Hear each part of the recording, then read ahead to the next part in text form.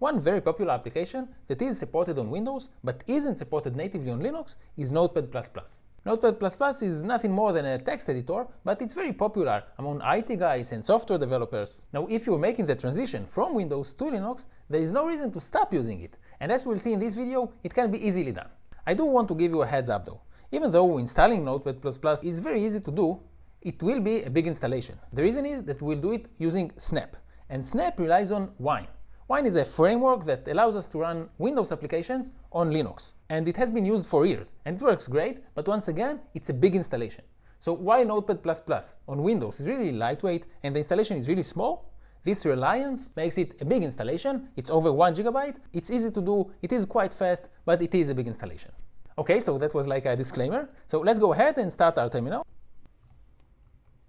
Now, as I said, we're going to do it using Snap. The great thing about using Snap is that we only install one package and it includes everything we need, and once this package will be installed, we'll be ready to start Notepad++.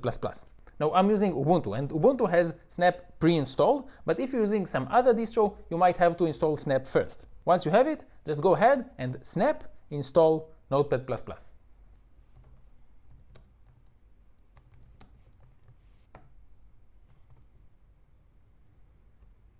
Okay, so it is going to take a while because, as I said, it's first going to install Wine and only then install Notepad++ itself. So I'll stop the recording and I'll be back once it's done. Okay, so it wasn't that bad, it only took about 3 minutes or so, and now it's done. All that's left is starting Notepad++. So let's open our Applications menu and look for Notepad++. Oh, here it is. So it was really cool. All we had to do is run this one-liner and that's it. Okay, Wine is starting now.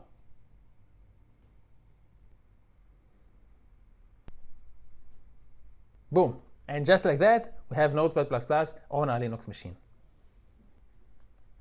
Thanks for watching, and I'll see you in the next one.